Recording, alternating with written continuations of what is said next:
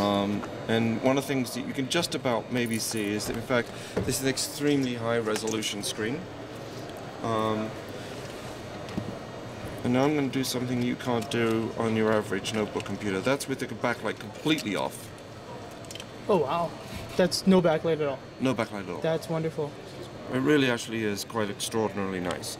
So that you know, one of the things actually, which is the one to turn off the backlight on that puppy? It says right here, backlight. No, on this guy. On this guy, it's so it's F5. Function F5. Function F2. Function F.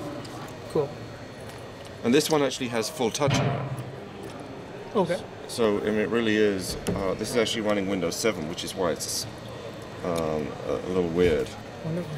So just for our viewers, how does Pixel QI enhance the battery life, or? Well, the reason you get better battery life is because we use the ambient light, and so you can actually, apart from the fact that we've actually made, even when the screen is just transmissive, extremely efficient, but the fact that you are able to use the reflected light means you can turn the backlight down.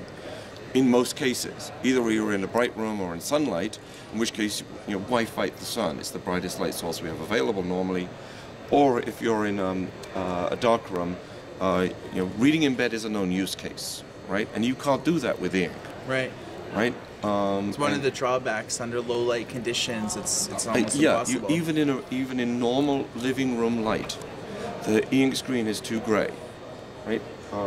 So here's the other thing that let's see if this is actually still working.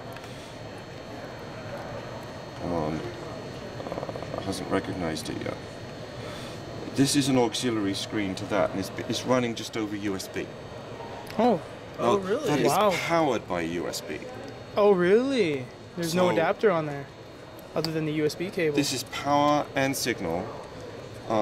It's just I'm going to need to do the standard Windows thing of getting rid of this. Just sort of not 100% used to this.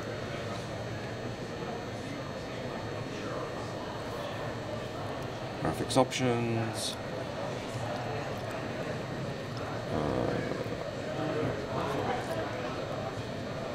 Where's the graphics properties?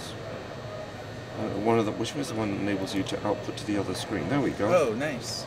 So you can see one of the uses is an auxiliary screen. And well, you may say, well, sort of just at a sort of geek level, having extra real estate is cool. But there's actually something in the real reason that this company actually designed this is because there are actual use cases where, and the one that they mention are insurance adjusters, but the doctor's office is another, where the insurance adjuster, unfortunately, you have a car accident, the insurance adjuster comes round, or you're signing up for some insurance or something, they actually want to show you what you're getting in terms of the policy. But curiously, they don't want your hands on their keyboard. Who would have thought, right? Their emails popping up, hi, from the girlfriend or whatever. And so this way, here you are, this is your policy, or this is the way it's going to be. Right. And the whole thing could be powered over USB. That is amazing. And in fact, we've actually, when we look at USB 3.0, so this is, USB 2 runs, provides only 2 watts. USB provides 4 watts, and we calculate that we could support a 12-inch screen. Power over Ethernet, we might be able to support a 30-inch screen. Wow. Lawrence, can you see who's at the door, please? Thanks. So we're actually thinking, pushing for low power isn't just about and sunlight readability.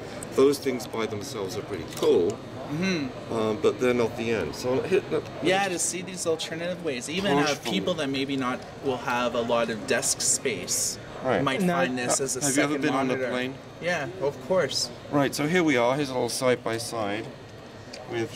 That's backlight off. Yeah, backlight's That is, completely off. I love that. I absolutely love that. There's no backlight on there. Right now. And one of the other things is this is fast, right? So here's e-ink, and you'll see, that they're slightly higher reflectance. So we'll give them that. But I can read mine in a dark room, and I can't. And I love my Kindle, except Same.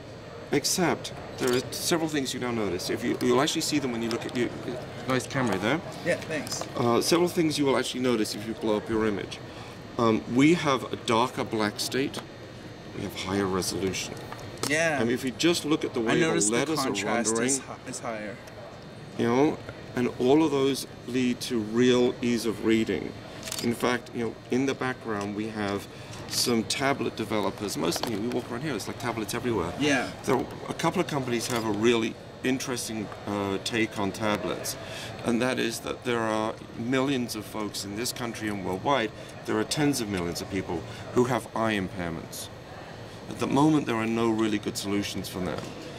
That having a really high brightness screen is a bad way of rendering text. Have you ever had eye strain from reading? Yes. Hello. Yeah. Right? So what you actually really want to have is in fact a screen that's in some way easy to read. This is pretty good, and the ophthalmologists that we've spoken to and retinal surgeons look at our screen and say, okay, the search is over. And so we're anticipating that later this year there'll be a set of tablets that frankly I hope you never get to use. They're for people with really diminished eyesight. Yeah. Because even the people who've bought these from Maker Shed and have done their own installs are saying, I can read for hours and hours, just like reading a book. Yeah, because you're not getting that backlight that really Actually, induces the, like, you know. Yeah, what's really going on is the lens in your eye optimally focuses here, right? And if you do that, you're focusing the backlight onto the retina. And in some way that seems, I'm not that kind of doctor, so I won't make a medical claim, it seems not to be helpful. So they're finding that screens that are principally reflecting the ambient light are in some way more hygienic for reading. With some of the Pixel QI technology, you mentioned ambient light sensors. Is it possible for the Pixel QI screens to automatically go into that mode as opposed to the LCD mode depending on the environmental lights? So for example, here there's a little dot, that's a webcam, there's a webcam there. You can use that to sense the light, or you can actually create, as they do on the iPad, there's a separate sort of 1-bit camera that is only used to detect ambient light, and then that drives the logic. Because if you think reasonably carefully about this, if we take this outside in bright sunlight, it's gorgeous. We've seen that there's video comparisons between an LCD and by the way, the Pixel one side by side against the iPad was not hacked, and that was. I remember seeing that. Yeah. So with the sunlight, in the sunlight, you turn the backlight off. In a totally dark room, you don't want to have the backlight turned fully on. I mean, if you've got a mobile phone or something and it rings in the middle of the night, oh, yeah, it's lighting up the room. It is. Right. So you actually want a very dim setting for reading in a dark room, and when you want the backlight to be brightest, it's actually in living room light. Thin enough yet, we have to take it down. And it's amazing how thin these puppies are. So this is that, right? Could you angle it up just a tad? Yeah. So I can see that?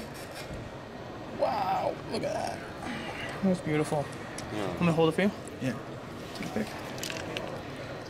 It's amazing. These things are made with, the top glass is 1/3 of a millimeter thick. Yeah. And the piece of glass from which it was made, is 1 meter square. Right. 1/3 of a millimeter thick. I like this. That's super high resolution considering how thin it is. Yeah, so we have a lot of interest in, sort of small tablets, high mids. Really, it's a nice screen.